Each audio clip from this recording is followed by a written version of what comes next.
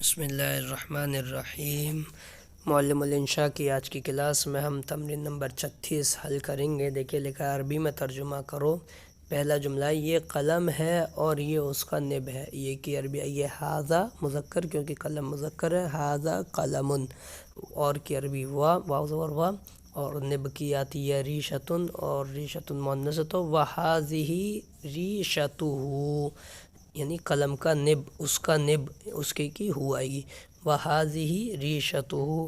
یہ دوات ہے، دوات کی عربی آتی ہے محبرۃ، مؤنث ہے تو ھذہ لے کر آئیں گے اس میں اشارہ، ھذہ محبرۃ، و معنی اور اس کا ڈھکنا ہے، ڈھکنے کے لیے آئے گی غطاء، مذکر ہے، و اور وہ کے لیے ذالک اس میں اشارہ بعید، وذالک غطاؤھا، اس کی یہاں پر ہا آئے گی کیونکہ دوات مؤنث ہے، وذالک غطاؤھا، غطاء ڈھکن، یہ مذکر ہے، وہ کتاب ہے، ذالک کتاب، اور یہ کاپی ہے، وھذہ کراسۃ، ذالک کتاب وھذہ کراسۃ، وہ تختہ سیاہ ہے اور یہ سلیٹ ہے، وہ کی عربی ویسے ذالک یا تلکا، تختہ سیاہ کیونکہ مؤنث ہے تو تلکا سبورۃ، تلکا سبورۃ، و ذالک لوح، وھذا لوح الحجر، یہ کی عربی ھذا، اور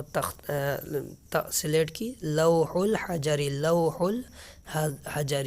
یہ دونوں استاد ہیں، ھذانی استاذانی، ھذانی استاذانی، یہ دونوں طالبات ہیں، ھاتانی طالبتانی، ھاتانی طالبتانی،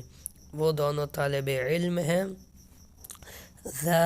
ذانک طالبانی، ذانک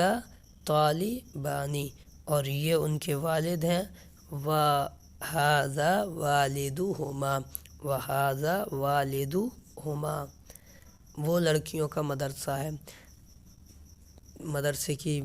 اس میں اشارہ مؤنث، تلک مدرسۃ البنات، تلک مدرسۃ